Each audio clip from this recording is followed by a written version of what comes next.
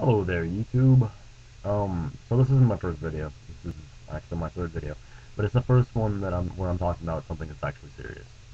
And it's a video response to Napalm Tube's Individualism versus Collectivism, Fear and Loathing.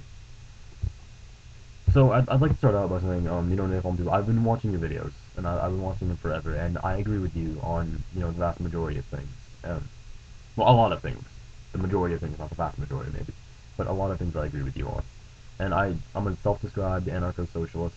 Um, so yeah, I may not be as individualistic as you, and here's why. You know, individualism breeds.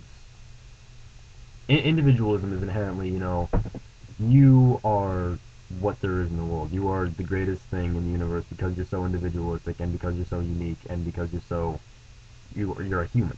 Therefore, you have the right to do whatever you want. Nobody has the authority. Nobody has the right to tell you, point a gun to your head. No, you can't do that. Um, and that's the individualist argument. Nobody has the right to impose authority upon you.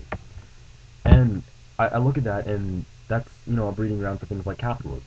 And what does capitalism bring us? Capitalism brings us starving children in Africa. Capitalism brings us lower class. Capitalism brings us all of these terrible things that are, poverty, things like this.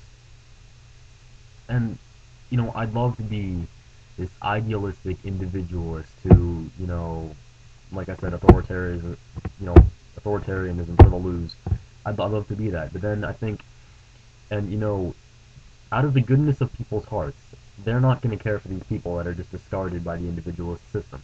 Out of the goodness of people's hearts, they're not going to come along to every starving child and give them a piece of their profit, give them a piece of food or whatever is theirs. Save them. And I mean, that's been proven again and again in history. They simply don't give a shit enough to do that. And I mean, that's what's going on now. 8 million children in Africa died of starvation last year. I mean, is that because we don't have the food to feed them? No, that's because they didn't have the money, and that's the fault of the capitalist system, but it's also the fault of the individualism because we have the food to feed them. America has the food to feed them. America has the capability to feed them, but the people didn't, and the people won't unless they're made to. So that's the folly of individualism in my eyes. With at least with a socialistic government, everybody's fed. I mean, it's debatable, or a socialistic society, everybody's fed. It's debatable whether or not it's a good thing, but everybody's fed, everybody's taken care of, and that's the thing. Is it better to be individualist and have your liberty, and do whatever you want and be a selfish bastard, or is it better to feed everybody and maybe cut back on those liberties? And then I think of that idea, of that concept that I just stated, and it sucks. What am I doing? I say I oppose authoritarianism.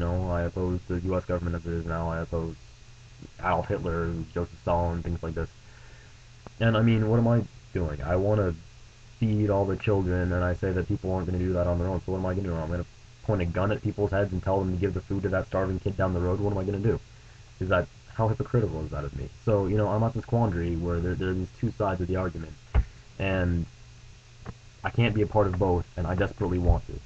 So I don't know. Maybe you can clear that up for me. Maybe you're smarter than me and figure this out. I don't know.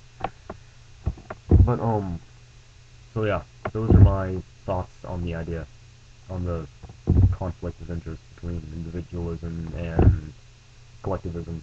And I'd just like to say that you're right. Collectivism is a terrible thing, collectivism where people are just robots, they're just producing for, either the good of the people or the good of the profit system or whatever. That's disgusting. That's not living. That's turning yourself into a machine, turning yourself into a machine that outputs, labor hours. That's disgusting.